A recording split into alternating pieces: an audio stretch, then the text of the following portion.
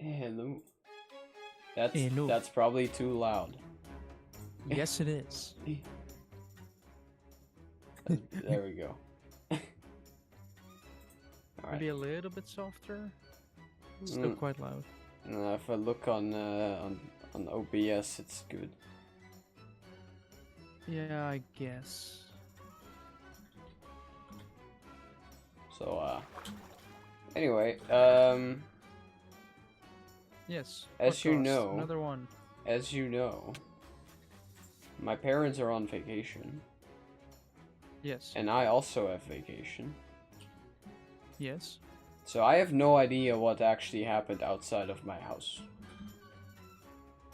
Ah. In fact, I can't even Well, tell you that's everything that happened inside my house. Because let me guess, we would get demonetized. No, because I'm not sure. Yesterday, Cats, so of course. yesterday, something fell. I think. I heard something, but I was eating, and I didn't check it out. Yeah. So I'm sure something fell somewhere downstairs. In like my parents' bedroom or in my brother's bedroom, but You haven't checked it out yet? nah. Alright. Nah, I didn't care enough. That means that I guess I'm gonna have to fill this episode for most of it because I've actually been outside. I mean, I guess I do have some stuff to talk about. Like the fact that I've been to a company once again. Through a recruitment agency. And today I called back because they tried to call me yesterday, but I didn't pick up because it just wasn't available at the time. To tell me that they have another company that they kind of want to go that is interested in me. So guess I'm going to another company then. So now I have two companies, but at the same time, which means I get to do business, because then it's like, yes, they're offering me this. What can you offer me? Right. And if the company wants me and is competitive, then they get me. But otherwise, they don't get me at all. Okay, what if it turns out they didn't actually want you and it was just a prank call? Well, considering I've been to one of the companies. Nah, Zhu, you cannot trust this, Zhu. Well, there is something that I've noticed with when you're applying for jobs, that if you don't show 100% commitment immediately, then they are going to hesitate as well. Yeah, Which, I mean, that's fair. It makes a lot of sense. Yeah, I guess fair enough. But it's kind of weird when you notice it. Like when you say that, yeah, I still have some stuff I would like to do, or if if stuff doesn't go ahead, I might do a different, because I'm still in the back of my head stuck with the with becoming a train driver. However, if you say that to a company, then they're immediately going to be like, oh. Well, yeah, but sure, you did an engineering course. Yes. Why would you then be like, I'm actually gonna... you know? If you have the option to either do complicated math or... I don't do complicated math. Do a lot of projects against train. But sure, I'm an engineer and I don't have to do complicated math. That is true. You might have to do the simple version of the math. In fact, every time I've tried to, I hadn't thought about it. I was like, actually, I can just measure this. Yeah. So the power of measurements, but Well, I mean, the companies I've been to, either company I've been to does steel constructions, like actual like building stuff. So Yeah. that when you have a building that requires a metal frame inside, then that's what you get. Like you just get like metal frame. Here are all the technical stuff. Like you have to build it like this. That gets calculated and then drawn. And the company I'm gonna go to does amphibious excavators or just dredging equipment. Have you ever seen an amphibious excavator? No. I don't think so. Like if you imagine an excavator, right? Everybody can imagine that one. And then the tracks, instead of being as kind of as flat as they are, they're just pontoons. Like you still have the tracks, but instead of wrapping around nothing or just being there, they are They're wrapped around pontoons, so so it floats. And they have a floating structure. You can just go and excavate the ocean from inside it. Like I've been to their website, and it actually looks kind of cool what they made. They also do pumps. So. Wait, but weren't you gonna go to the cool company? The cool company doesn't want me anymore, so. Oh. I gave them time to think, or at least I said, well, I've been to a recruitment agency today. I want to give them an opportunity to find something for me.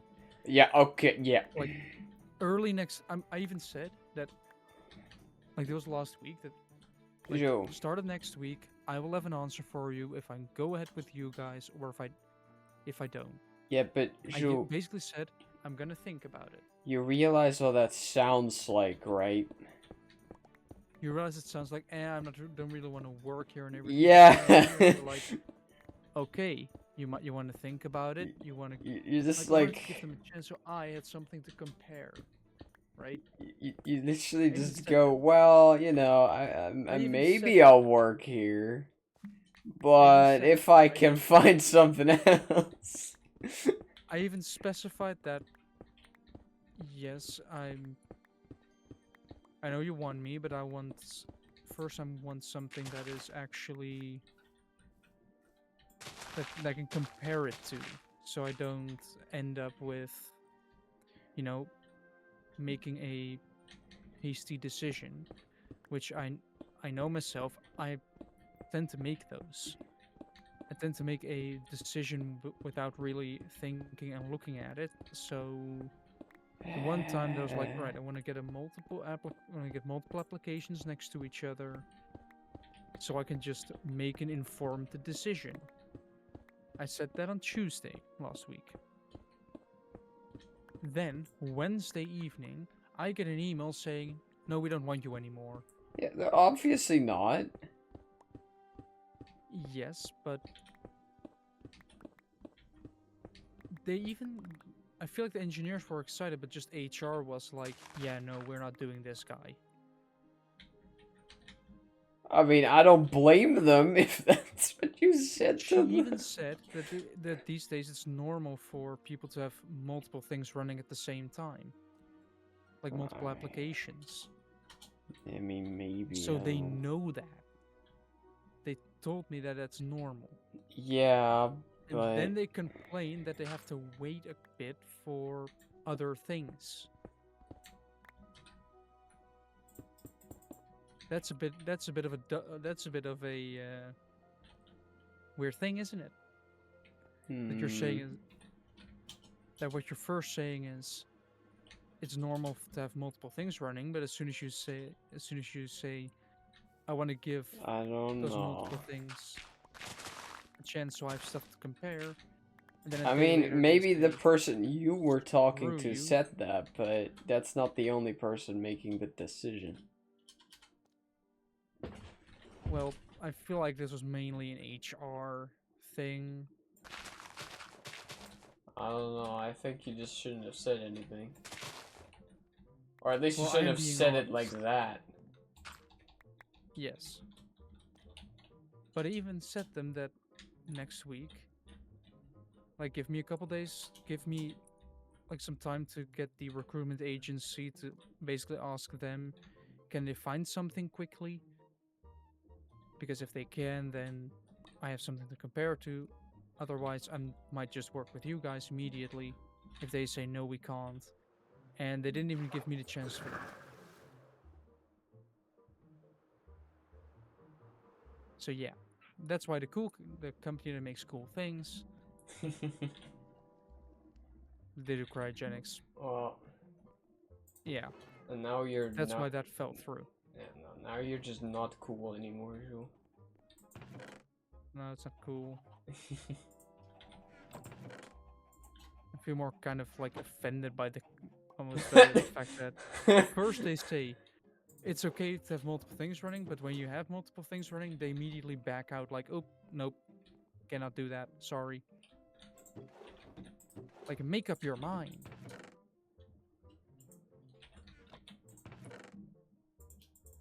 And the worst part is, I was almost at the point of, like, I was about to call them to say, all right, I want to work with you guys. If they had just waited half a day longer, not even, they would get the call from me saying, all right, I want to work with you guys. But they didn't.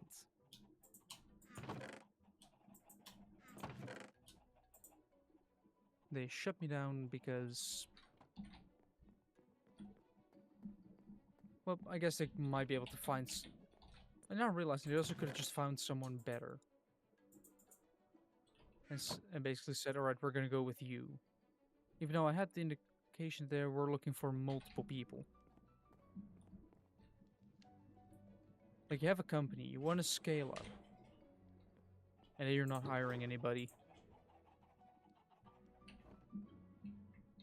And in the email, they specifically stated that the reason they didn't want me because I was in talks with a recruitment agency that they were also familiar with.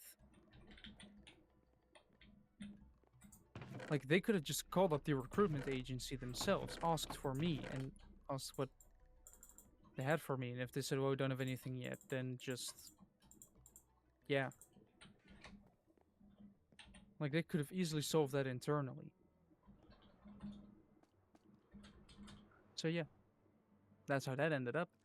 But now that recruitment agency has given me one option, and Thursday I'm going to go to the second option. So I'm going to have two options, which I know, fancy. I actually get to compare and choose now. It's almost as if I wanted it that way, and I managed to get that. Also, if a company does bullshit like that, that is also an indicator to me that it probably wouldn't have worked out anyway. That probably would have been one of those situations where it's like, yeah, but no.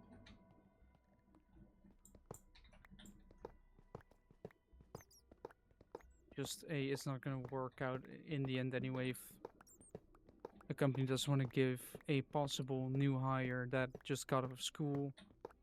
And they even said, like, they specified that often people that start to work there just don't leave. Like, they just keep working there for a long time. They had a potential new employee. They threw it away. So now I'm gonna go. I've been talks with companies that arguably have done more things.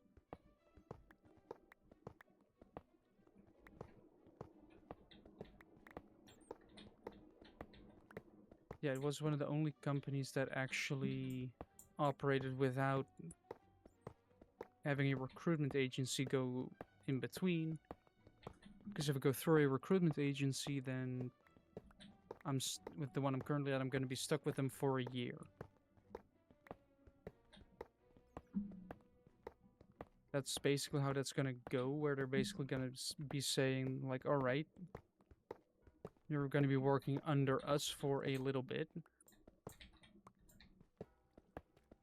Like, you're going to work through us, and after that 1 year period is done, then we're going to give you to the company, and you can just start your actual career.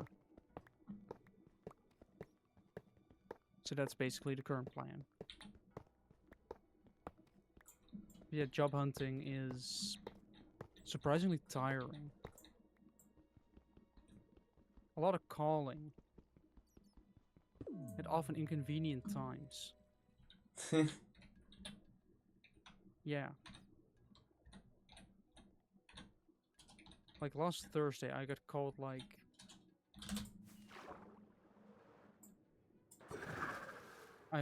Well, it was more divorce stuff that was happening, but I got called 3 times while I was driving. Like, they've only gotten phone calls while on the road. And in that car, I can't call hands-free, so I'm not calling at all, so I'm not picking up at all. Well, you just shouldn't have been in the car. Well, first time I was going to get lunch. Also, the music is loud. No, it isn't. Well, if you hear it through... Like, I'm not sure how your sound mixer is set, but... It's about what OBS is hearing, Joel. Yeah, I guess so. It could be that I have your stream quite loud. Which I have, so never mind my complaints.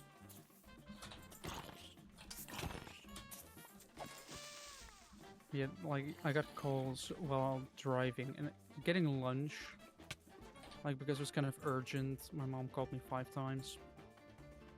Which was really annoying me, because then my phone keeps buzzing while driving, so I'm like, yeah, relax, I'll call when I get there. Then I called once I got at the store, and turns out I had to sign something, so I had to drive back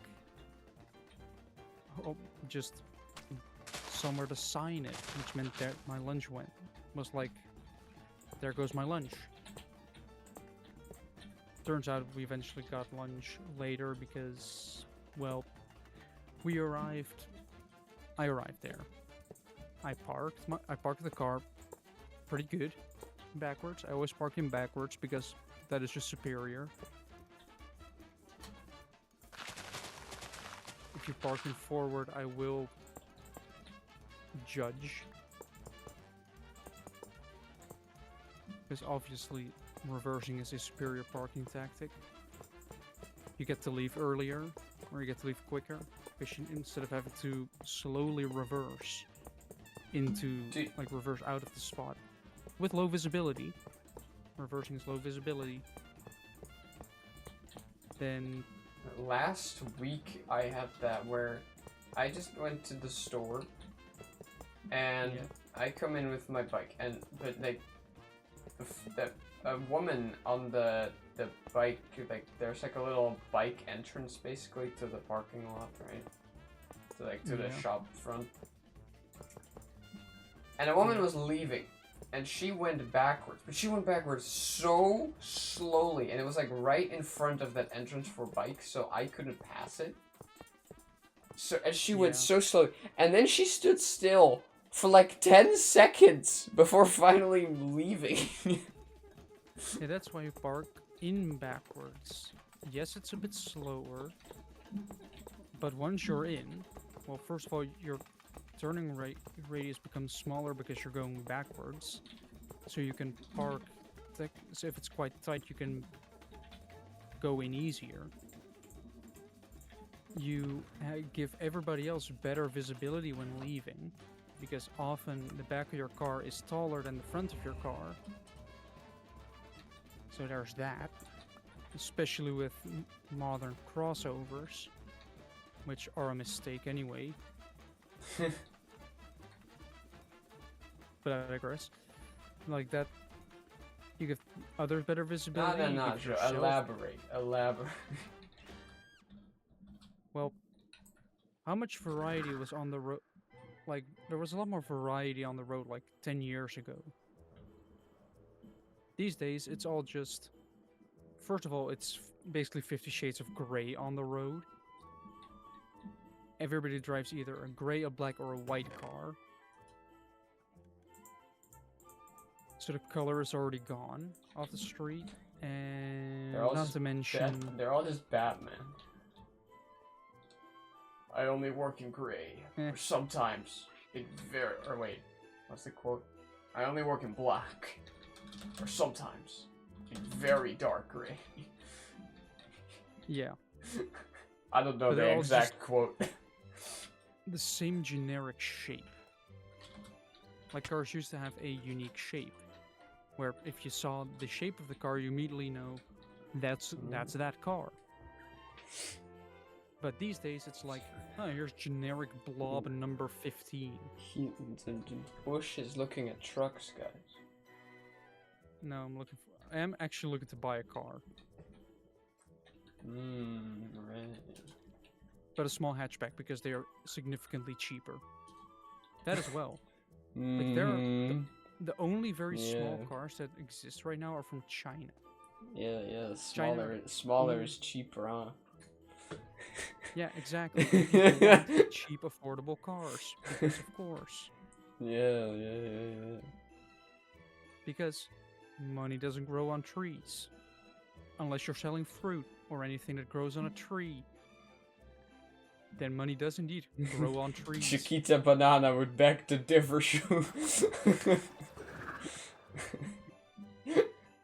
What, the company that before it got the name switch used to heavily influence governments. Wait, did they? Have you not heard about the Banana Republics? No, I've just seen the terrible old advertisement that they made. Well, the Banana Republics were basically, I think, around Cold War times, where the US had a couple of fruit companies and they were in like Central America. And eventually companies got so big that they basically went to the government saying, all right, we'll pay you for your roads and everything, for infrastructure, in order for you to let us get off easier with money. And when they elected somebody that they didn't like, they would pay the U.S. government would intervene, basically do a coup and just replace it with a more business-oriented. And how much of this is conspiracy and how much is confirmed? It's basically all confirmed. Oh. There's a Salmonella video about it, the Banana Republic. It's just as dumb as you think it is. It's just a bunch of fruit companies that got too much power. And one of them eventually turned into Chiquita Banana. So that's right. That's that problem. But hey, fruit. Their money grew on trees. But back to the cars. 8 Phil Banana. Cars aren't cheap. No. If you're looking to buy one.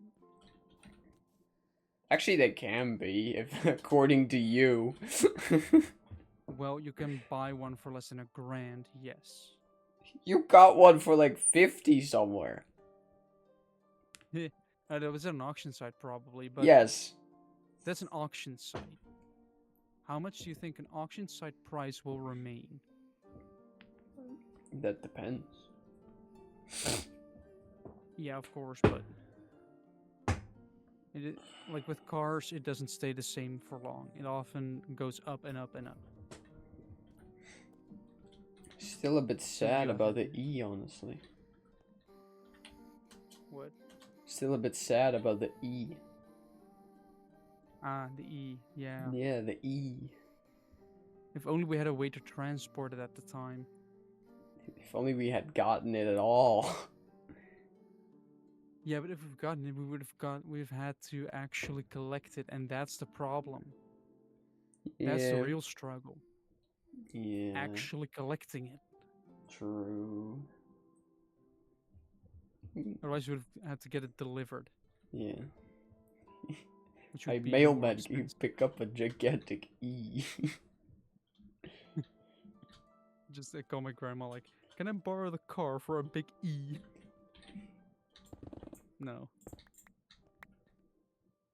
But yeah, if I'm looking for a car, I'm looking for a small hatchback, either a Twingo because they look funny, a car that smiles, or something that comes from A car Asia that because, well, smiles.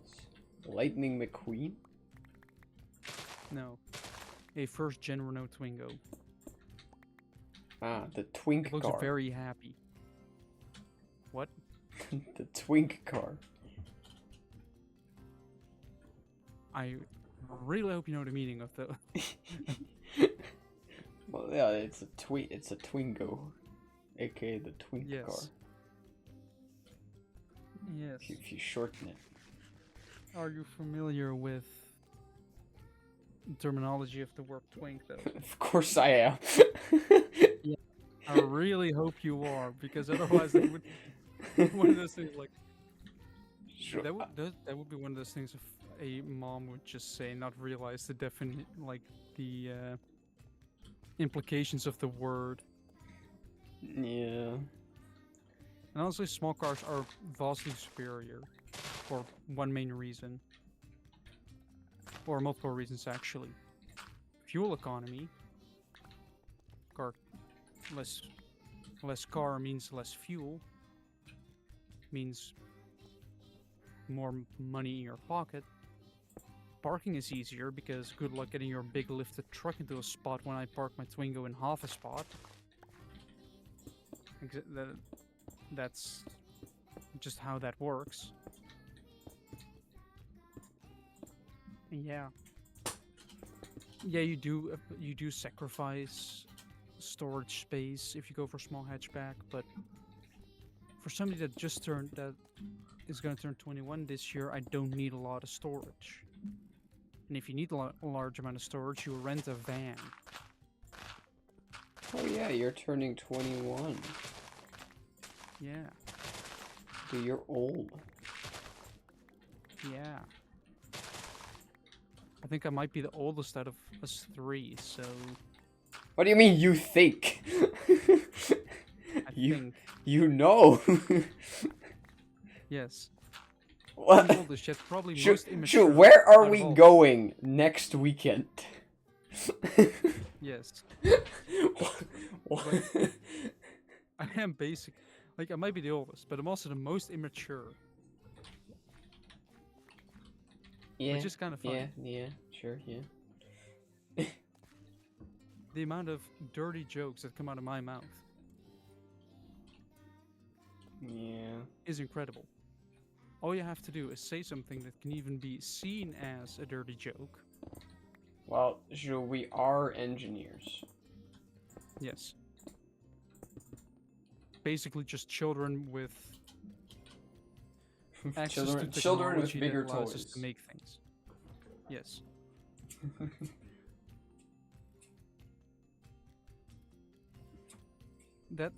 I think that's something Göran's dad even said at some point. The difference between... Wait, like, did the he difference say between that? the difference between a man and a child is just the size of their toys. Well, I can't argue with that, considering at my job we have the biggest forklift you have ever seen. Like, first you start playing with toy cars, then eventually you're gonna end up playing with actual cars. Yeah. Because cars are fun. Yes. Driving is fun. Unless you find people that driving 60 depends. kilometers per hour on the highway. Yeah, that fully depends. Yeah, but generally driving is kind of fun. Yeah. Especially if they give a recommended speed. We're gonna see how much fun we're gonna have in like 3 days. Yes. we still have to think about who's gonna drive where.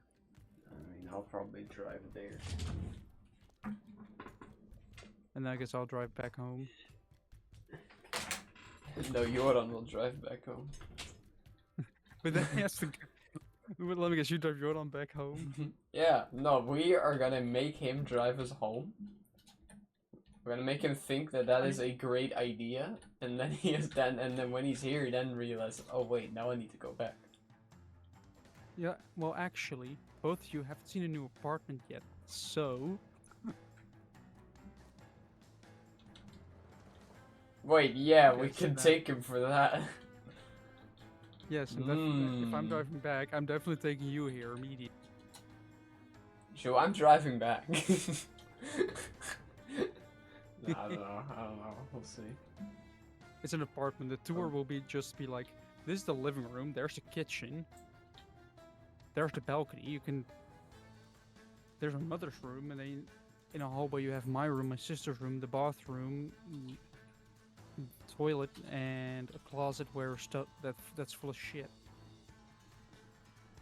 That concludes the tour of the house. It's like with an actual house, you have multiple floors and everything. With an apartment, it's just here are the rooms. Goodbye.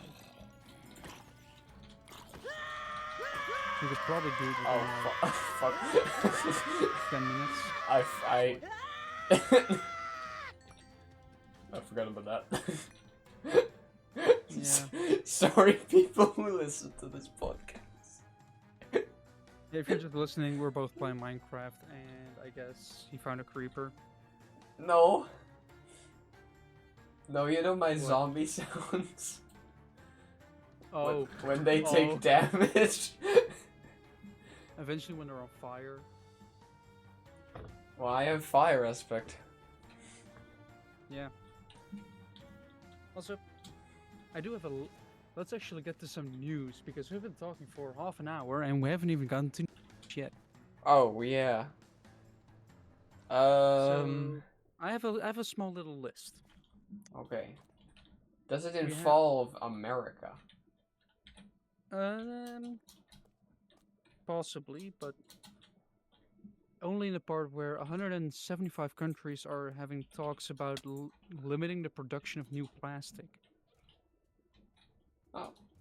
Which I find a very good thing, because that would mean that recycled plastic will be more valuable, which means companies will actively seek for it. Yeah, well, we see how that's going in the Netherlands right now. Well, you have to pay basically a deposit for your bottles. I know. And do you know about the stupid way they're handling it in supermarkets? Like not with the bottles, with everything else that's plastic wrapped? No. Okay, here in the Netherlands, stores are like they are legally obligated to add an extra tax to everything that is wrapped in plastic, right? Yeah. And the idea is then that, that will discourage people from buying things wrapped in plastic, and then they'll buy, other things. Okay, where do you think that this extra tax goes? Yeah. Where do you think?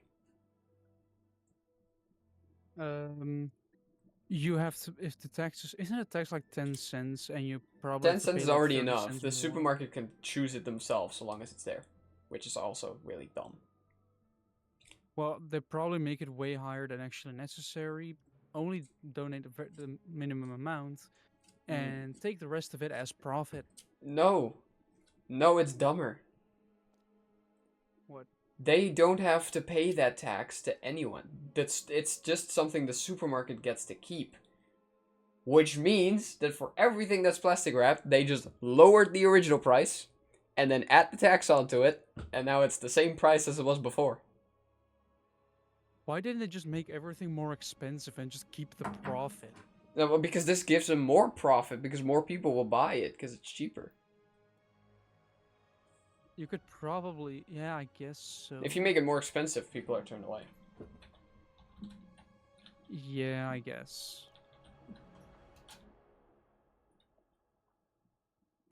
But it's just scuffed. Yep.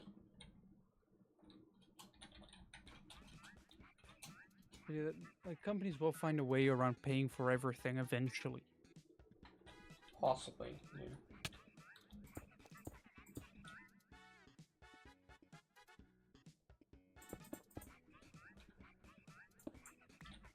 Because it's companies.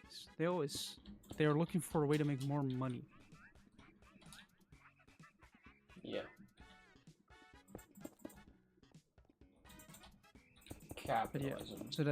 so that's that. If they limit production of new plastics, we're basically going to have to get more more recycled plastics or seek alternative materials like cardboard. Or I don't know, maybe just wrap it in bigger packaging.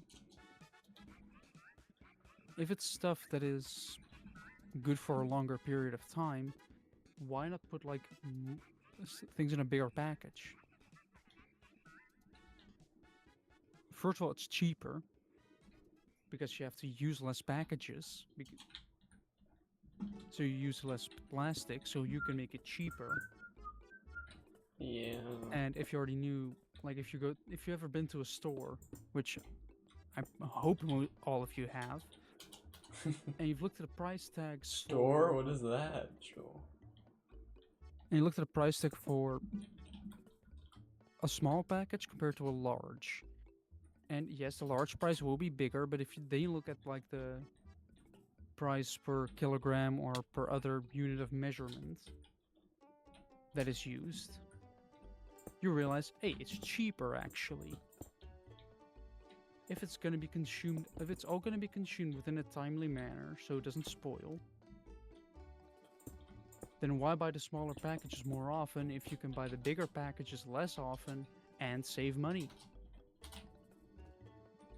Mm-hmm. But speaking of the intellect of people, more and more climbers are getting stuck on mountains. And it's all due to inexperience. Because imagine this. You're on TikTok, which is already your first mistake. And then you suddenly see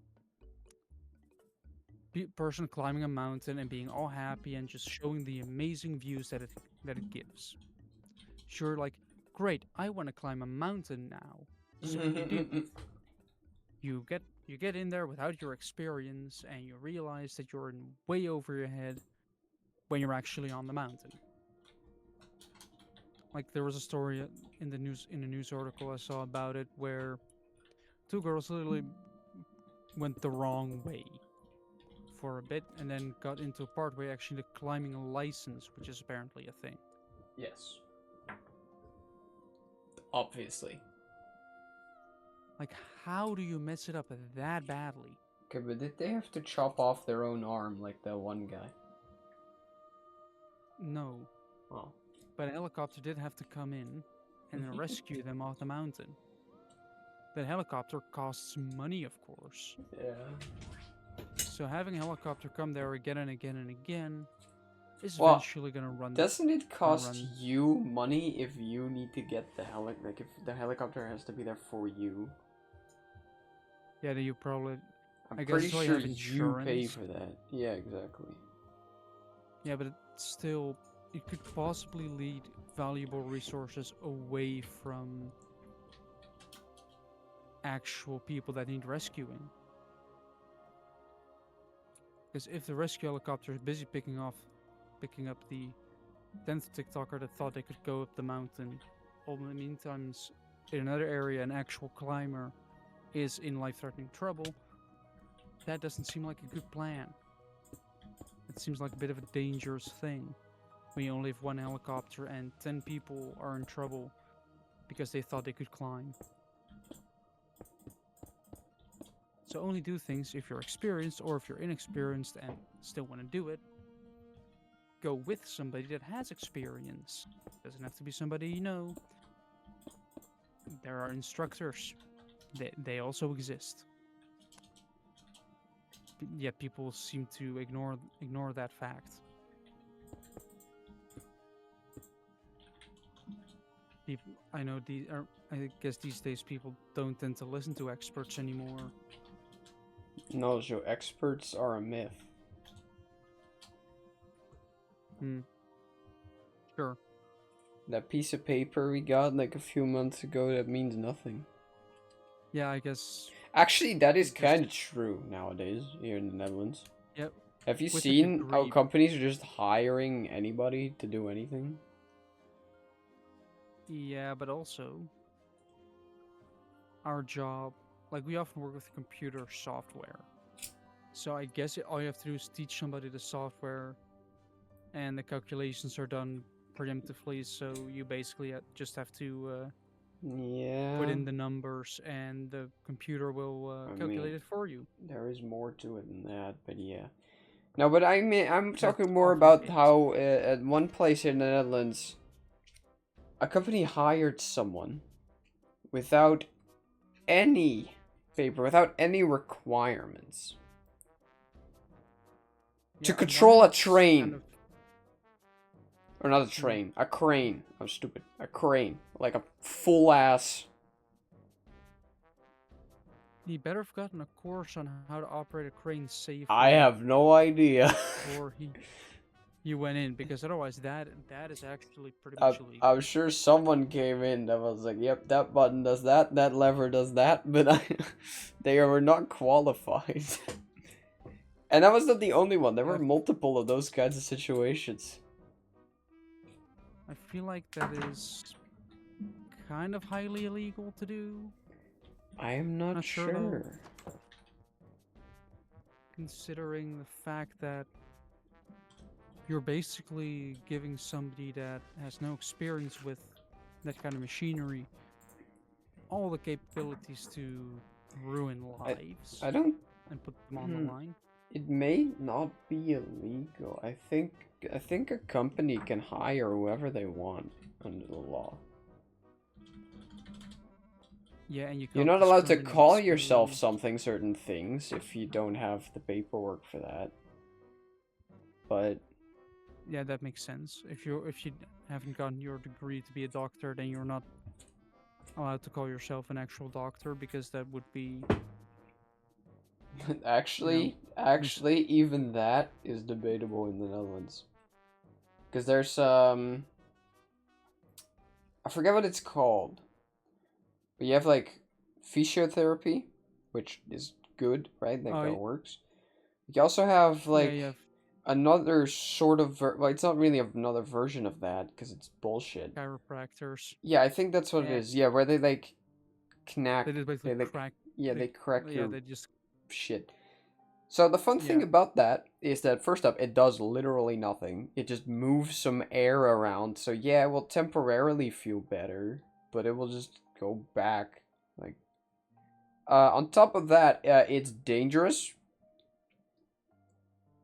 Like it Yeah. literally is. There have I don't know if anyone has died from it, but people have definitely gotten into danger. Actually, yeah, people have died from it as well. Because Yeah, someone thought it all was a you're good doing idea is, to do it on a baby. I don't know what parent thought it was a good idea to do it on a baby, but they did. sure, you could crack my baby's neck. But Go ahead. yeah. So, Wonder how that conversation went because afterwards. that isn't a proven like a scientifically proven medical procedure, because it doesn't do anything. Anyone can do this. Because they decided, well, we cannot. It, yeah, I feel like that should not be allowed, though.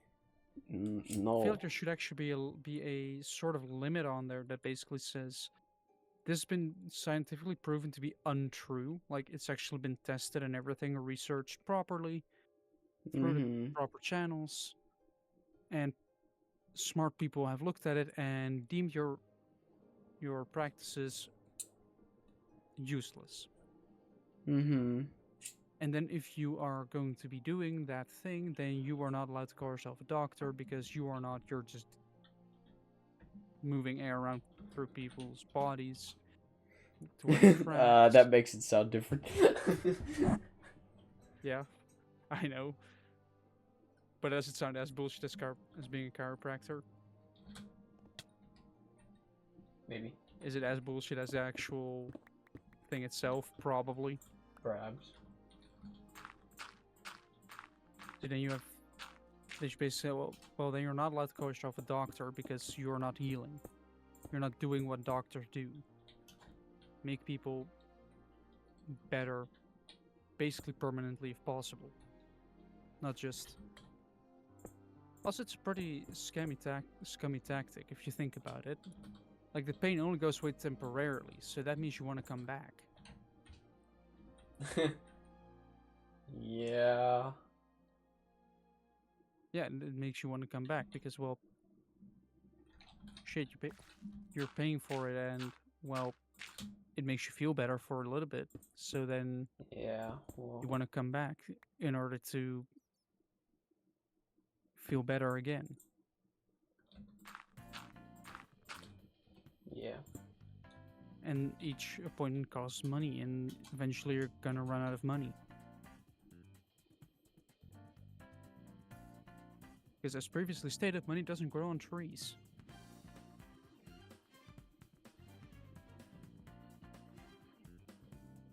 Yeah, it should work that way, not just, yeah, I'm a doctor. And what do you do? I I doctor. make people's I make people's body crack. They're gonna look at you a lot differently when you say that.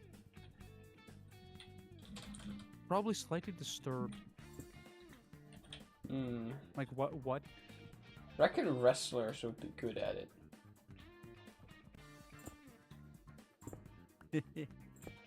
Just hold still and you just hear a big crunch from the next room.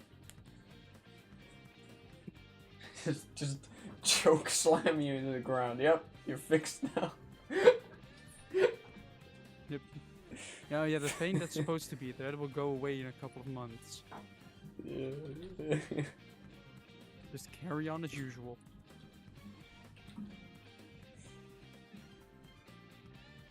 Yeah. That. But yeah, also, more car-related news, mainly in the Netherlands. In multiple places, cars have been driving into houses. Again? Again, in multiple places, actually.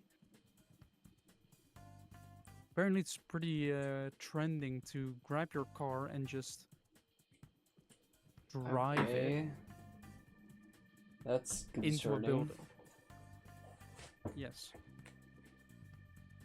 So make sure your building does not play on the road, or might get hit by a car. Yeah. Or maybe make roads safer by installing more not even mobile, just chicanes. Just make people slow down, make a couple of kind of tight left and right turns, enough so they have to slow down and don't speed. And there's a road near you that does that pretty much perfectly. You know, the road where you're allowed to do 60, but everybody does 80 anyway?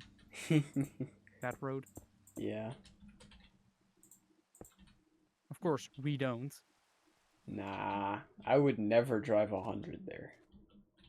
No, because that's illegal. But there are some chicanes that are that you can do if you're driving 60. Like, yeah, it's a bit.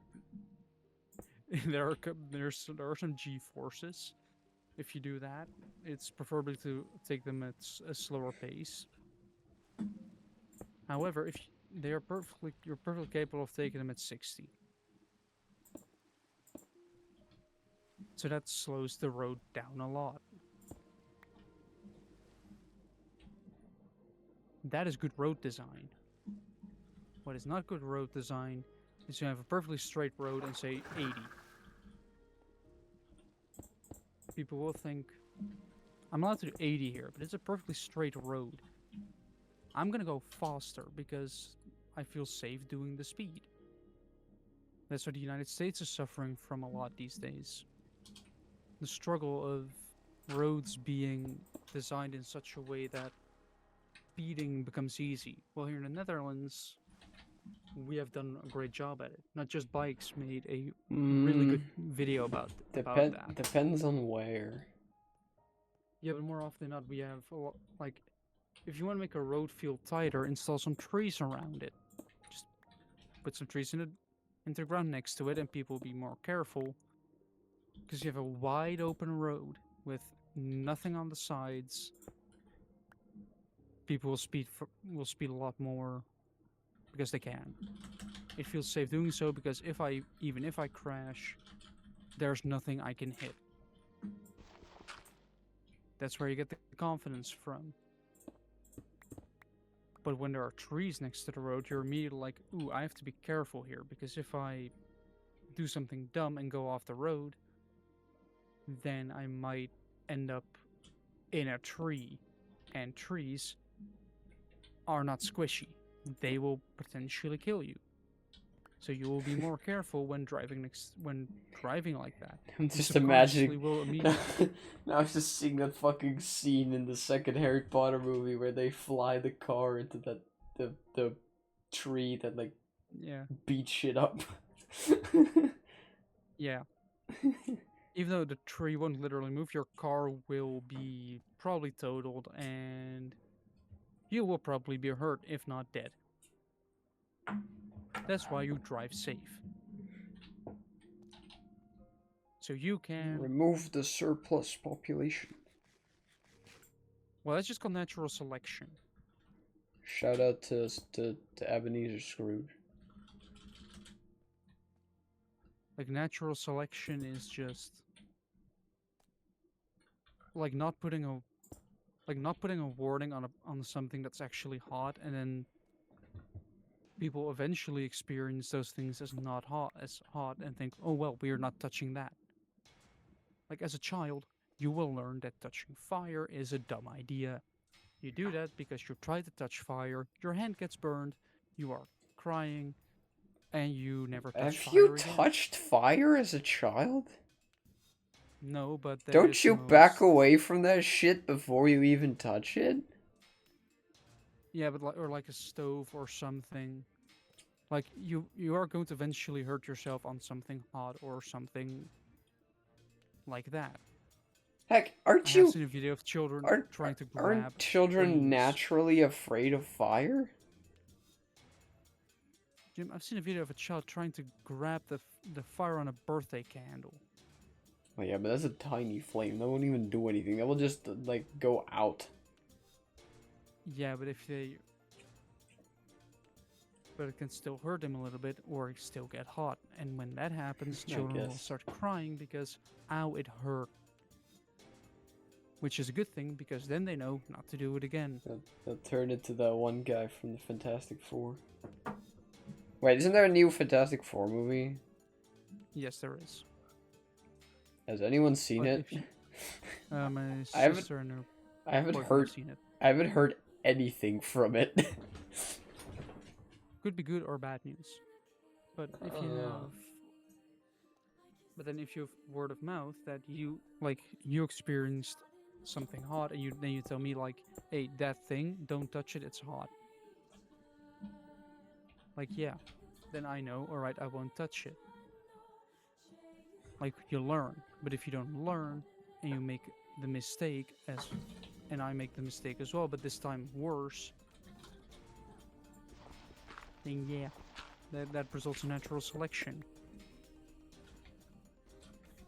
Like ignoring safety warnings. Even though these days there are a lot more safety warnings on equipment than there ever were. Like, do you really need to put a warning on something like an electric fly swatter that it's yes, shocking? Yes. And you shouldn't touch it when it's on? I think everyone has touched one of those things just to see what it feels like at some point, right? I haven't. You haven't? No. I did. And we have an electric fly swatter now, so I could do it, but I Alright. choose not to. I'm not one of those idiots that like licked it. But I did No, but touch just... it. Yeah, I've also touched it when it's off. Well, yeah. Because I'm a smart man. With trigger discipline, I don't touch the button that turns it on if I intend to either put it down or get close to somebody with it. It's basic. It's almost gun safety. Surely you have like once fried a fly with one of those. Oh. The day even. Where I made the fly smoke. Where yeah, exactly. Like the fly. Why is that just some kind of fucked up instinct that humans have when they have an electric fly swatter? And they catch something and just start barbecuing the shit out of it. Like, it's in there, it's dead already, yet you keep pressing the button to... And then you're gonna look if it's still moving, because there's electricity, so it will. Yeah, but then you think, oh, it's still alive, so I'm gonna... No, I don't think it's alive. I just know that the legs move because of the electricity. Yeah, but they can say, oh, it's still alive. I guess I have to shock it some more. And then you keep shocking it some more and more and more. Can we try this on a What? If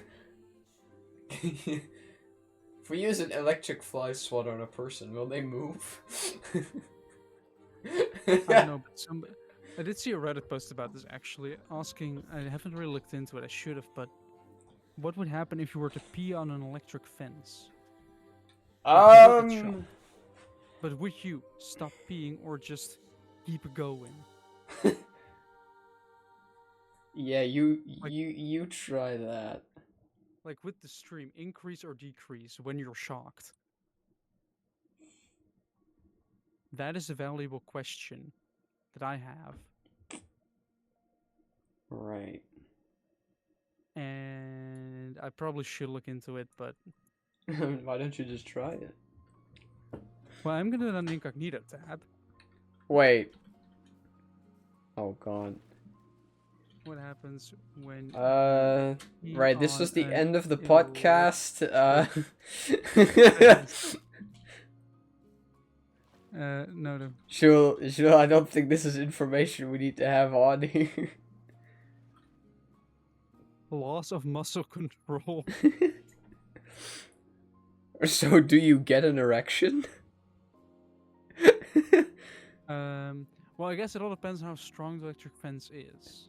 Because on Reddit, somebody said 13 years ago, you get a few pulses, but you definitely get startled.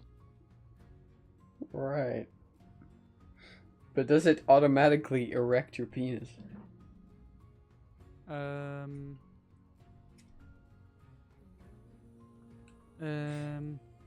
Because electricity puts tension in your muscles, right? So.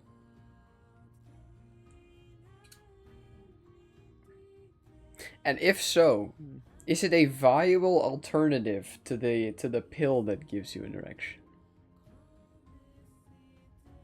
Well, technically, it's an hydraulic system.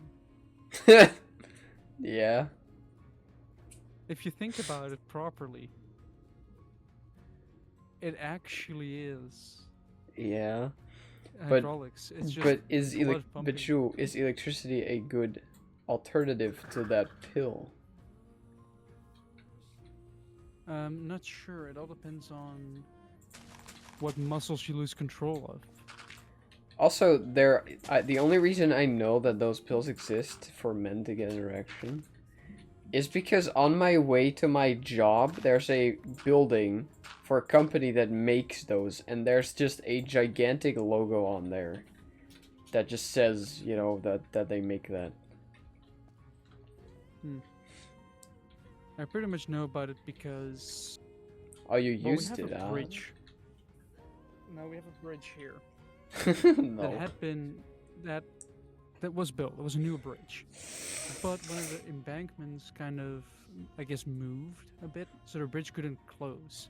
So it Mm-hmm. stayed up in a perfect vertical position for 4 years. Okay. Wait, for 4 years? How did no one fix that shit? I guess it took some time, but now the bridge is fully functional. Wow.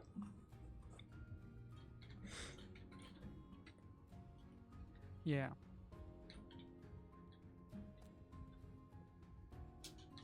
Let me rephrase the question.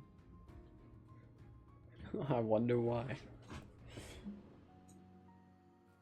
There we go. It seems I'm not the only one. Ah, you would likely stop peeing if you urinate on an electric fence due to the involuntary muscle contraction caused by the shock. So what probably will happen is your muscles will just tense up, and that will just stop the stream. I still highly recommend to not do it, because, you know, it can cause more injuries than you want, which is more than one injury, hopefully, unless you're into it. Otherwise, please don't. It's And if you fine, even do it, man. We all have our things. yeah, everybody has their stuff, but if you're doing a controlled environment, please, where everything is safe, Sure, how about even though we it's just dangerous. advise universally against this?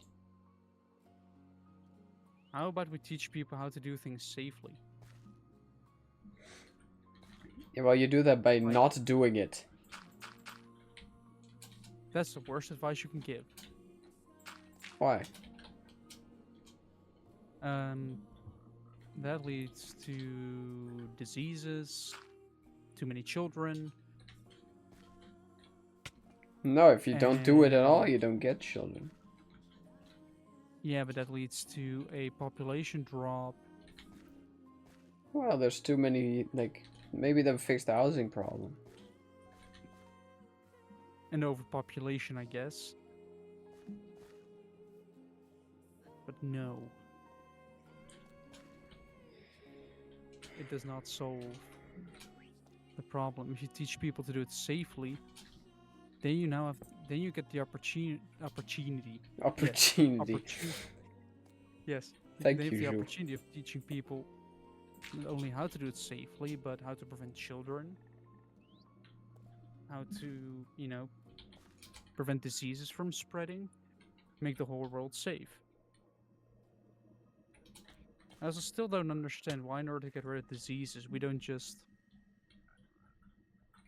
almost like lock up a part of the population at a time and just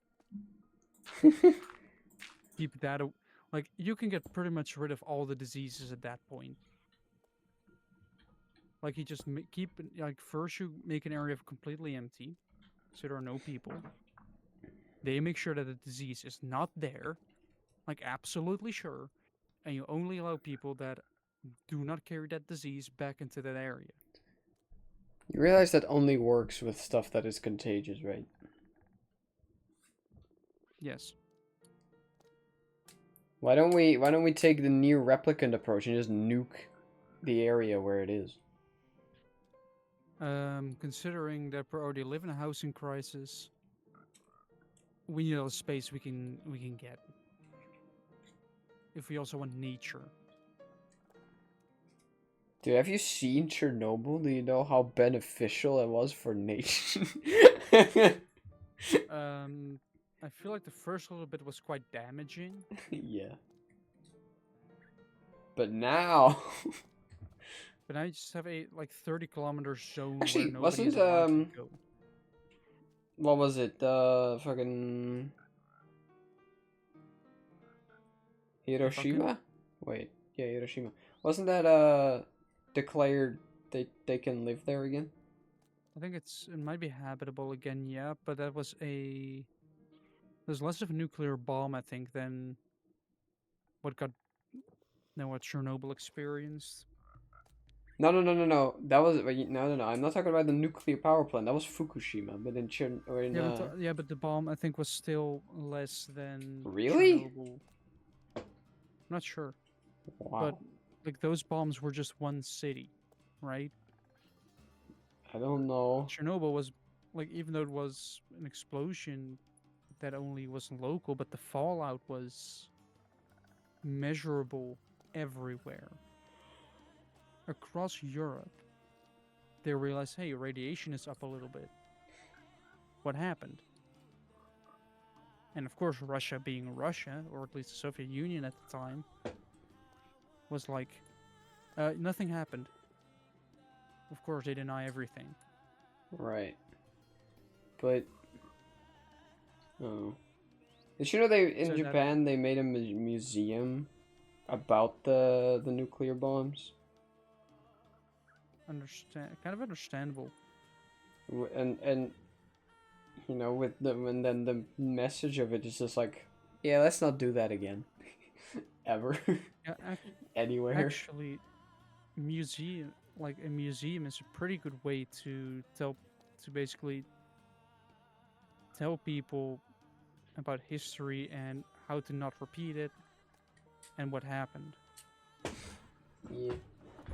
To make sure that, because people that do not learn from history are doomed to repeat it. And yet somehow nobody learns from history because, well, guess who got elected last November? I guess the human population really hasn't learned anything.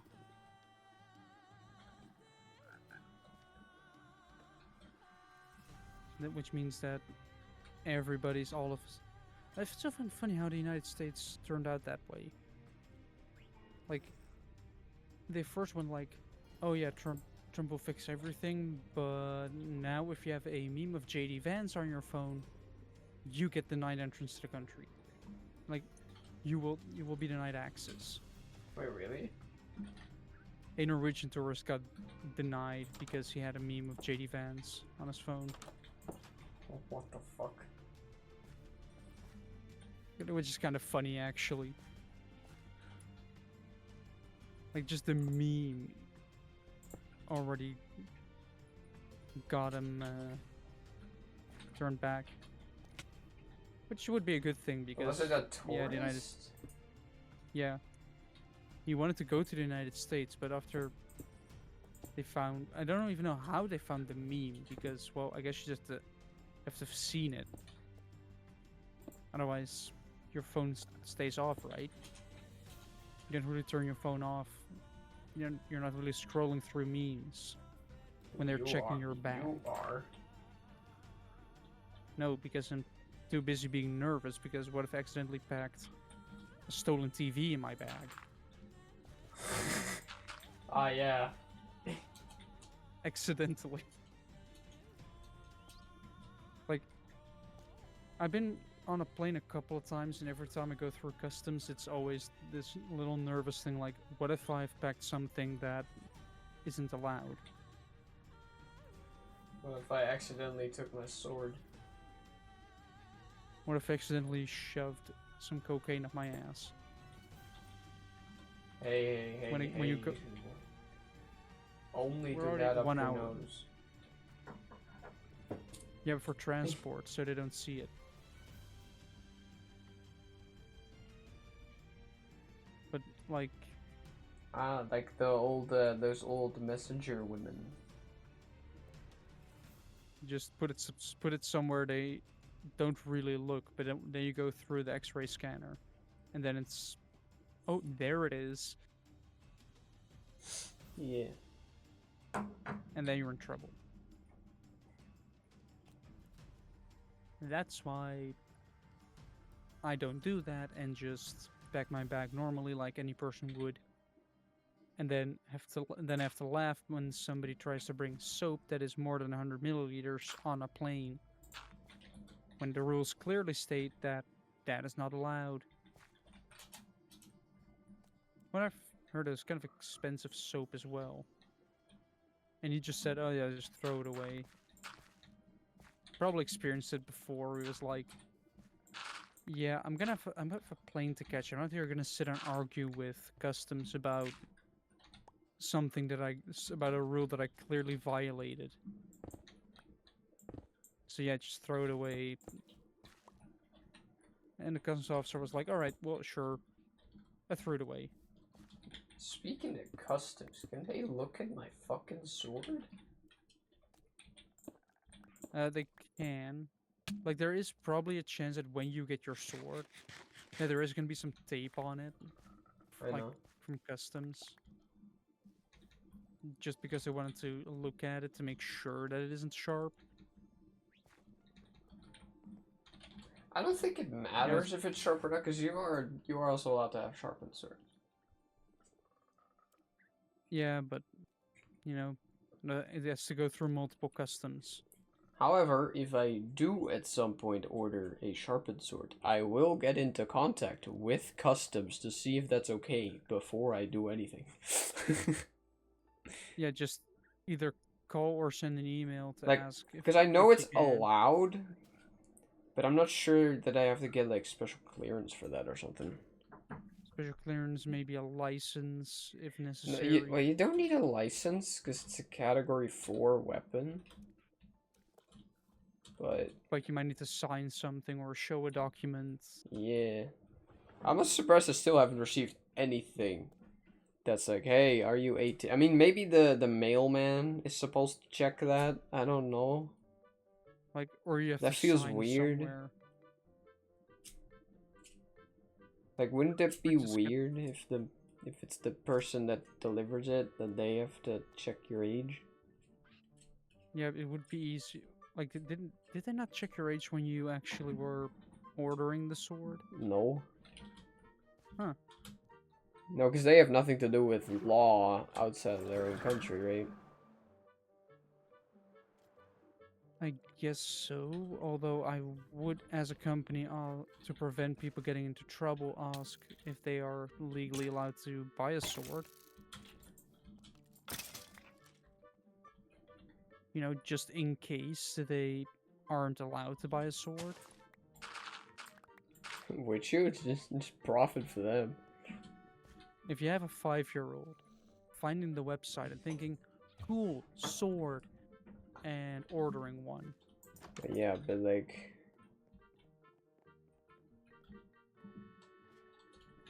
then they'll get the money. It's up to like customs to make sure that that it's actually allowed. oh yeah, and parents should keep track of what their kids are doing on the internet anyway. At least until they reach an age where you really don't want to do that. Yeah, until you're 21. I'd say more like towards the 15 range. No, because 21 Like, is like full maturity, right? Like for your brain. eh. I'm almost 21, and you think I am mature? Well, your brain is, so from here it's only gonna get worse. Yep. You're gonna be the one suffering. I'm gonna think it's gonna be funny. Am I gonna be the You're one gonna be stuck. suffering? You're gonna be the one stuck with bad jokes. I'm seeing content for the podcast. It's gonna be a lot of bad jokes. A lot of bad jokes. Yeah. So that's gonna be fun. Also, I may or may not have ordered mini sombreros a while ago to give to friends if they get a car and it's a manual, so they can have a manual instead of a manual. So yeah. Jim, if you ever get a car and it's a No. manual, you are gonna get a mini sombrero in the car. No. You could throw it away afterwards, which would be a waste. So you better keep it in there. No. What? It's funny. The only two things with a sombrero that I like are Raiden in Metal Gear Rising and Jose Jalapeno on a Stick from Jeff Dunham. Not even the nacho sombreros from Despicable Me. No, fuck those. Please don't. You know how fucking like people wear that shit and then they eat it. Well, if you just have the brim, So well yeah, but even then, like, it's if the person has hair, it's unhygienic. Or if they're yeah, that's bald like Gru, it's gonna be full of sweat. you're gonna get soggy nachos at the top. It's gonna fall apart. Yeah, that's the other thing. The tiniest movement, that thing would shatter and just drowse the person in the sauce. Also, think about it turning soggy from the dip. Yeah. Yeah, that's what I'm saying. Just slowly. Well, no, it wouldn't soften even go itself. slowly, because literally, it would just, because of how big they are, you move a little bit, it's much gonna weight. crack. It's gonna put on too much weight, and it's just gonna, indeed, it's just gonna shatter. It doesn't matter, your sombrero is gonna go anyway. They're just gonna drowse the person in sauce. Oh, that would be funny to see, just... So, how difficult is it to make nachos? I don't know. And how difficult would it be to put it in a hat shape and take it to the birthday this weekend? We would... Well, considering I don't have an oven here yet. I do. They have to get a pretty sturdy nacho recipe. And then we'll say it's a reference to Metal Gear Rising. Well, we already have a reference that isn't worth it anymore. I do. Yeah, the light references. Oh, well. I think it's still funny. Also, I still have to buy some Aaron Brew at some point because we're out of it at our place, and I do want you guys to taste it. No. You know, just one little sip. Sure, I don't care. I drink ginger ale, and that's enough. The more people that drink it, the more available it will be. I don't give a shit. Just drink ginger ale. No. Or it would be cannibalism. Or like cola. Ginger ale for me would be cannibalism. Or like just water. Especially if it's made with ginger. Yeah, just drink water. I think water is good. Luckily, I'm not one of those people that hates drinking water. We all know those people that just refuse to drink water at all. I don't understand them. Yeah. Water is just something you just chug. Like you just put the glass or cup or container of water to your mouth and just drink. Yeah, I don't know, man. Or if you don't like the taste of water itself, maybe you want to heat it up and add some leaves to it or spices. I'm just basically saying make tea. Yeah. Tea is a good drink. Yes. Comes in many different flavors. Like, you do not just have to get the really bitter English breakfast one. Well, even that one can be good if you don't make it too strong and if you just add sugar and milk. It doesn't even you don't even have to add the sugar and milk. You just need to leave the bag in for like 5 seconds and then it's done. Like, at some point during my final internship, I did one of those bags for 5 cups of tea. Yeah, that's fair. Dude, on my pretty accurate. Years ago when I went to Newcastle with school, during the breakfast on the ship, you know, we got the tea. No. We got the tea. And immediately the teacher was like, "You should take that the bag out right now." Take the bag out. because this is a British ship, So it's probably already been in there for quite a while. Yeah, like, first of all, it's probably been in there for almost 5 minutes, and second of all, it's not just one bag. It's often No, like it was 3 of only them. one. It was like a little can, Oh, but or not a I can. What do you have call been it? Yeah, I guess a can. Yeah. I've been to Or bed and like, breakfasts where they actually have put in like 3 tea bags. oh my god, you. Yeah, like that's when you add the milk and sugar.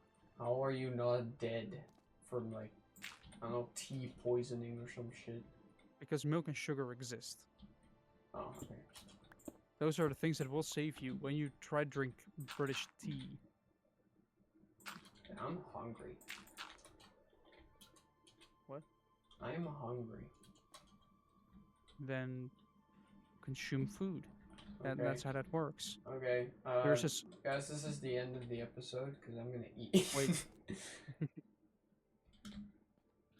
That would kind of be a dumb reason. Although it would be a legitimate reason to end a podcast, it would also be a slightly annoying reason. Would it? I don't know. Do we have more to talk about? I don't know. Let me check. I guess I could talk about how mad my dad was, Again, which happened dude. this Thursday. Wait, when did we record last week's episode? On Thursday. Oh yeah, and I've already talked about that. Oh yeah, yeah, you did. Yeah. Also, I do have, for some reason, I was sitting with my bun earlier today, and I don't know why he keeps giving me this either side eye or just mad look. Because it's a rabbit. Like he just keeps looking at me like you are not petting me nearly enough and giving me enough food. Yeah, it's a rabbit, Shul. It's never gonna be fully content. That is true. Although he is pretty comfortable near me because he just licks his hind leg and just stretches it next to himself. Okay. And then you actually see how long those legs are fully stretched.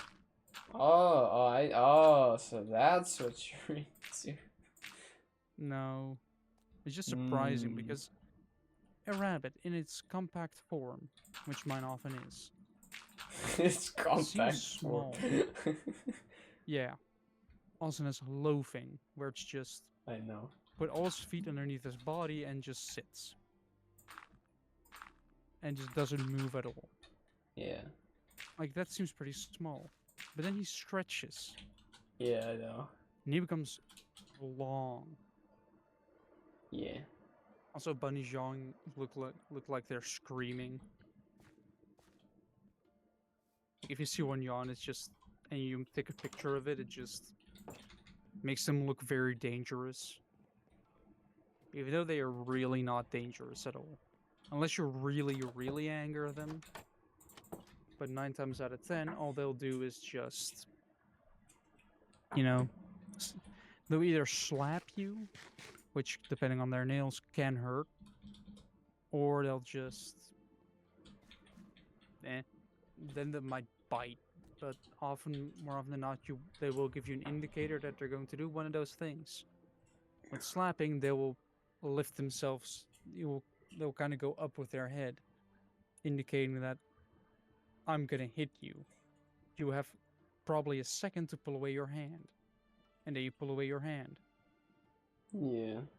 And with biting, if they start sniffing you and they suddenly turn their head, and they don't start to lick you, which they will do, they see that as grooming because then you are superior. If a rabbit starts licking you, you are the superior one. Yeah. That's how they work. That's our hierarchy. And with cats, it's the exact opposite. That's why they often work well together, because the cat thinks he's the superior one, but the rabbit also thinks that he's the superior one. So both parties are satisfied. Because they both get the sense that they are the leader of the pack, all the while. Dude, over here, the true superiors are the sheep. Yeah, I'm still very excited to meet those, especially the one that is just, especially the one that runs towards you. Yeah, well, the thing with Like, that one is he runs towards you so close that his head is above your feet as you walk. So you just nearly yeah, trip on his face. seems like basic sheep behavior. Yeah, that seems accurate enough. Sheep are just not the brightest. Yeah, no. They are, from what when they're very easy to domesticate, but once it's all just kind of a toddler. I just tried, just trying to make a toddler survive. So as we all know, toddlers have this incredible sense of harming themselves. That's why you cannot keep a baby alone. I've never even They will played find a Who's way to Your harm Daddy? themselves. Yeah. Well, I'm To- not sure if I actually played it, but I have seen enough videos about Oh it to yeah, I know know. that children will absolutely do those things. Oh, I kind of want to check out because there were like a few videos, but they were by Dutch YouTubers, but they were like the only videos by Dutch YouTubers that I fondly remember right now. So I kind of want to go back and check them out to see if they were actually good. They're from Dutch YouTubers. Yeah. Let's do that after the Brace podcast. yourself, I'm gonna do that after the podcast. because Just Dutch to YouTubers see. aren't really like the overall Dutch language is kind of I don't think there's anything wrong with Dutch YouTubers. I just don't like the language. yeah. The Dutch And I YouTubers are don't like the just stuff that is popular in the Netherlands because all over here it's all racing games, shooters, and FIFA. yeah. FIFA, I don't understand. That's just let's Most re-release it's the most exact same actually game now that I think about every it, year. it's mostly FIFA and like Call of Duty and Fortnite. Yeah, the racing games are, even though they're sort of a big part, they are still not that popular. No, but they're gaining. But They are like, gaining a little bit, yeah. but like, most of what's popular here is just stuff that has already been done. Yeah. Right? Like, FIFA is just the same fucking game every year. There's Exactly. like a Well, basketball there's version of that I think is popular in the Netherlands. there's a slight difference. Shooters are all the same except for like Titanfall. Well, with FIFA, there's a slight difference each game. The names of the players and the shirts. Yeah. They might have to do some slight modeling of new faces. And of course, Cool. you know, like Mario, Zelda, sure, that's popular, but like that's Minecraft, the basics. yeah, but that you can't get around those. That doesn't matter where you are. Yeah, those games just are popular, and you are not getting rid of them anytime soon. Yeah. GTA 5, Yeah. another one of those games that's just very popular. Yeah, but I don't know. I don't care for GTA anymore. Yeah, I'll play Yakuza Kiwami at some point. well, those type of games those are popular. Yeah. And then we arrive, and I feel like we both play games that aren't really that popular. No. Well, actually, Hollow Knight is kind of popular in that, I think. Because once I was like drawing some Hollow Knight stuff just on, at the pool.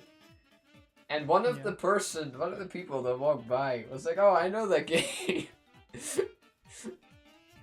She was like, "I love that game too." But if I say things like Stormworks Build and Rescue, a lot of people are like, "What now?" Yeah, okay, but with Stormworks, I could still see that. But it's even the case with like, Dark Souls and Elden Ring. It's like it's one of the biggest. Like, Elden Ring is one of the biggest selling games ever. Yeah, that's because it got extremely big that everybody knows here. it. Well, yeah. Probably because we keep it more to ourselves or to a close friend group. I don't We know. don't really announce it apart from like FIFA and everything because a lot of people play it. Yeah, You end up with that kind of problem. I guess, yeah.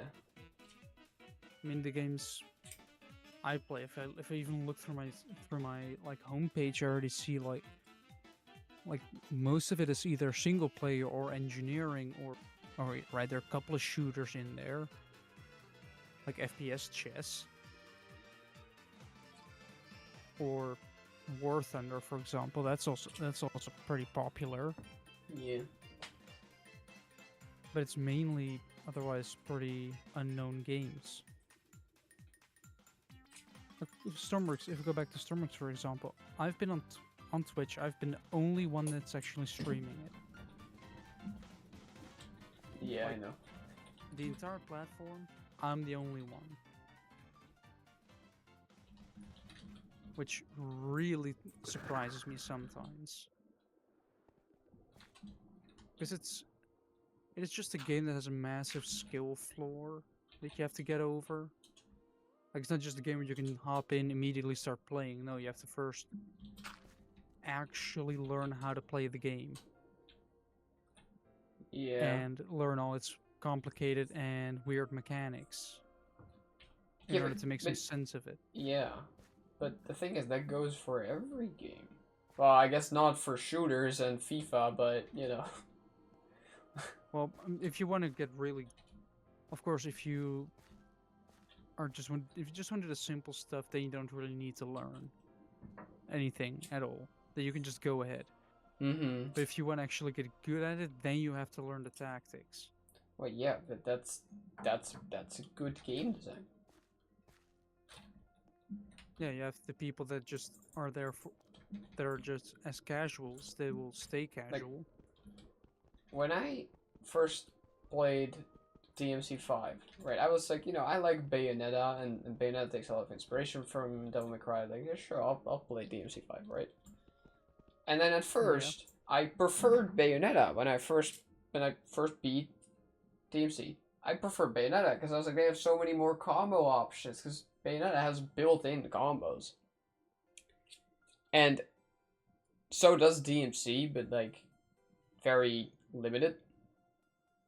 Yeah. And now that I've played it more, I absolutely prefer DMC because you have so much more freedom. But that's what makes it so much more difficult to actually get get good at the game, I guess. Like, because I felt it was easier to beat than Bayonetta 1. But to actually get good at it is a lot harder. Yeah. And that takes time, and not a lot of people are willing to put that time and effort into it. Yeah, I mean, for DMC, you don't have to put that much time into just enjoying it because it's also just completely over the top.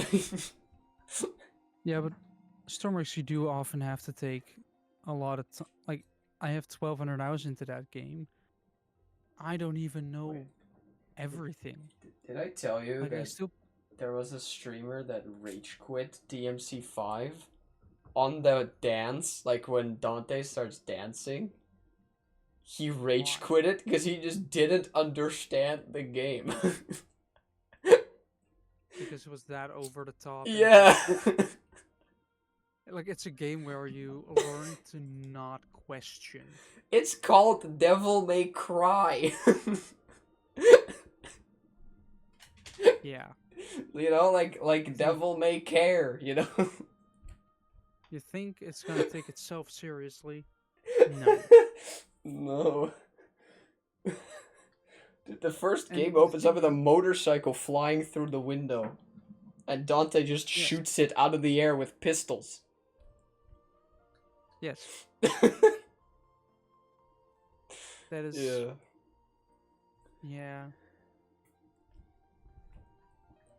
It is weird. Yes. And yet, people complain a lot. Yeah. Which is. Like, that's the thing. Like, yeah, you are allowed to complain if you don't like a game, but you don't have to do it publicly. you could just say, alright, I didn't like the game. I don't like how it works. Like, I don't really like Elden Ring that much because it's just not my style of game. But I'm not gonna write a bad review because I don't like it. Yeah. I mean, I already told you about the one guy who, like, the reviewer who was, like, angry at Metroid Dread for, like, a super obvious solution. Yeah. Which he did admit that, like, yeah, he was just being dumb, but in the moment he was so angry.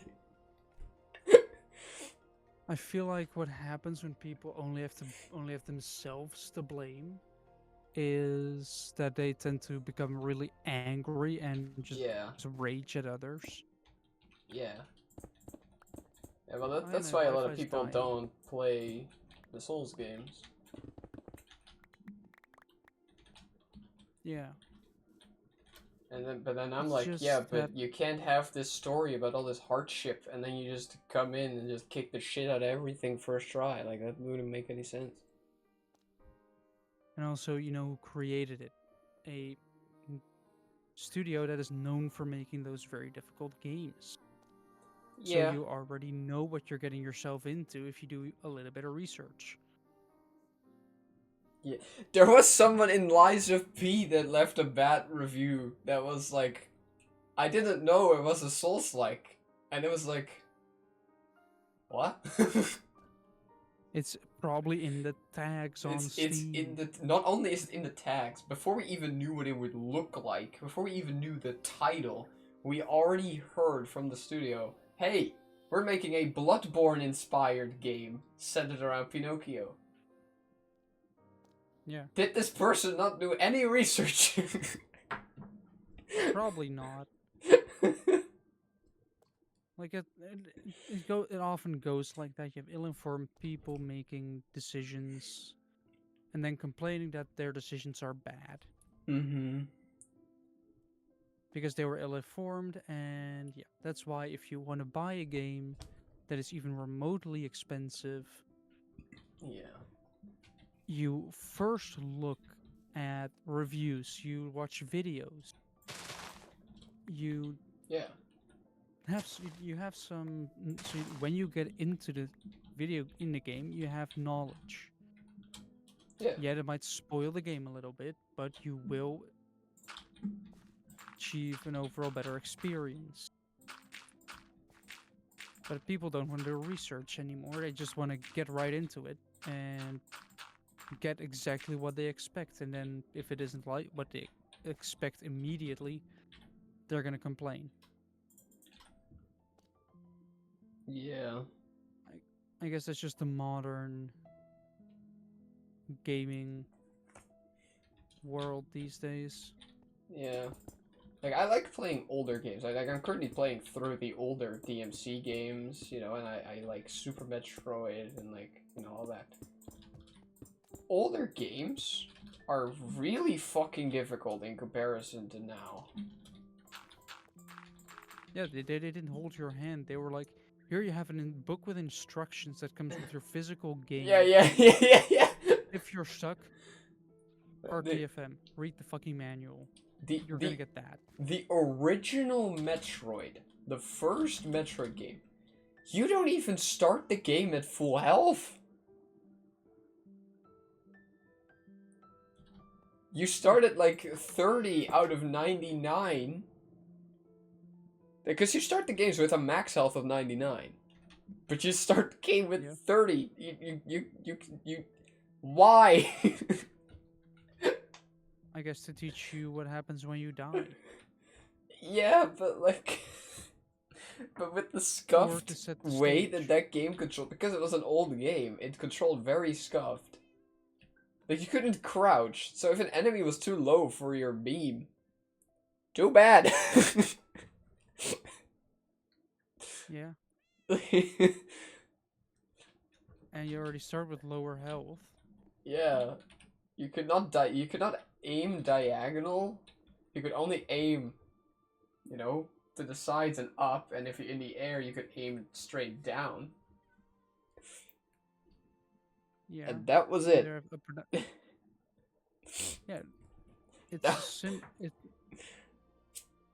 it was from a simpler time in gaming. Yeah. And like Super Metroid uses it uses their safe system very nicely, where there's an area where there's no power at first, so there's the safe rooms don't work, and they use that to kind of add some horror to that area, because you really don't want to die, because the last checkpoint you probably had was probably all the way back in Brinstar. And I kind of miss games that did that, where because now you always get checkpoints before bosses and that sort of stuff, and I do kind of like the tension.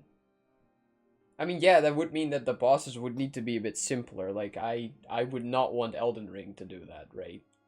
I mean, I guess technically Elden Ring does that, but they put checkpoints in front of every boss. But like that's obvious. You can yes, get back into the boss easier. like it's kind of like there's kind of two approaches, right? Where either you make a difficult boss and you have the checkpoint right outside the door, or you have the checkpoint really far away and then have there just be the tension of like you don't want to die there. And I kind of miss that games don't really do that anymore. Games often these days are just like, for example, I think we talked about this before with missions. Yeah. It becomes immediately just, oh yeah, go there, instead of it's within that village. It's Oh like, yeah, you mean like go with the to the map, that where they just they fuckface. See that dot on your map? yeah. Wanna Like, know what that you only miss means? that mission. You only fuck that mission up if you actually somehow manage to be blind. Yeah. Like, that would be the only reason to fuck that up. That's why, like, Yeah. that's why Stormworks missions are so great. They tend to give you, like, before you get a specific location, you get a circle, an area, and you have to go within that area in order to find out what Yeah. it's like, what you're getting. Then that means you have to look properly. Like, like when you enter that area, it's pull out your binoculars, or if you're looking for a ship, and go find the one ship with its lights on or it being on fire. That's your job. Yeah. Once you manage to do that, congratulations, you found the ship. But when you said missions, I kind of Now- thought you meant more like how you have like a mission select, like not like a big world. You just have a mission select screen. The Stormworks has that's a bit weird. You get like, you just get a mission handed to you. Yeah. Like, that's how they do it. You just, like, a mission pops up on your map with a little pop-up that says, go find, or like, go rescue a boat somewhere. Or a boat is called in a distress signal, and you then find, and then you just go to that area, do your mission. It might say, once you actually go close enough, it will probably say, alright, you found the boat, or rescue like 5 casualties to a hospital nearby. Yeah. So you do that. And then you get money or research points for it in order to progress through the game. Yeah. Well, That's then how that game goes. yeah, but that's kind of another obsession that AAA studios kind of have nowadays. Just making everything open world, which is not necessarily bad, because, like, I do like open world, but it's more like, not everything needs to be.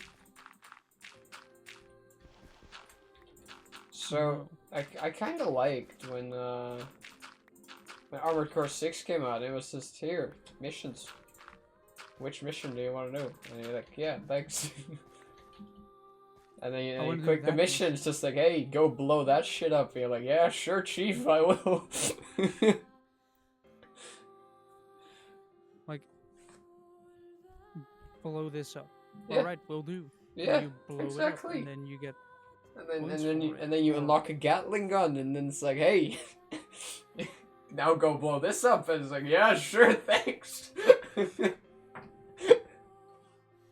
It's just like, blow this up. Well, now that you've blown that up, Yeah. you have to blow up something. You have to blow up more. Yeah, and then the people you just fought hire you because you're a mercenary, and they're like, hey, can you now blow up the people that you just hired you like 10 minutes ago because you blew us Like, up? you Okay, now blow them your up. previous employer. What? Yeah. Like, we're gonna give you money if you betray your Yeah. previous employer. Yeah, no, Are you willing because to do that? you're a for us? mercenary. You're Yes. you're not affiliated Dude. with anybody. You're a mercenary. You're just there for the money. Yeah. Well, there is a more important reason, but at first you're led to believe that, yeah, you're just there for the money. There's literally a mission. If you play this is not available on the first playthrough, but on the second playthrough, there's a mission where you're with some allies, right? And you're blowing up everything. And then suddenly during the mission, you just get a call from the enemy that's like, hey, we will double your payment if you attack your buddies. Which is Do you fucking attack your despicable. But you can do it, and it leads to call it like different business. missions if you do that.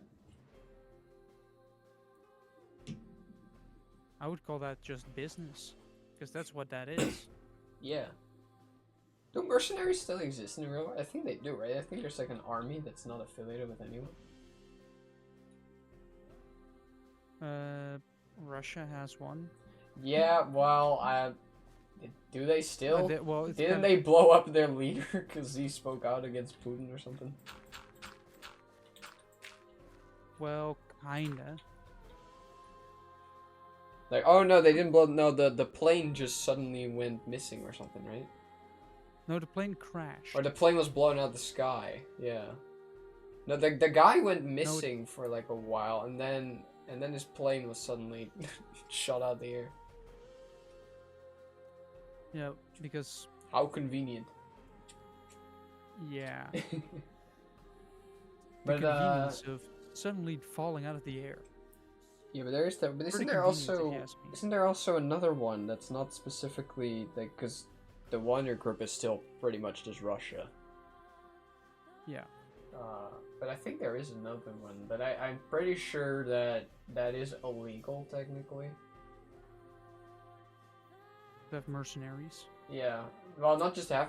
I think just a mercenary army in general is just not. Like it's like against. Whatever, the Geneva Convention or something. The Geneva Convention. Or Geneva, yeah. What the fuck? The Genova Convention from Final Fantasy VII. Well, I mean, tell me, has Russia really been keeping itself to that convention, or has seen it as a checklist? Basically making the Geneva checklist. Yeah. Like, which war crime are we committing today? That's what's happening. That's what you're getting. I love that quote in one of the Digital Circus episodes. I think it was in the third episode. I don't remember. I think it was in the third episode where Kane just goes like, "Any torment I inflict is purely coincidental, just like any war criminal." Yeah.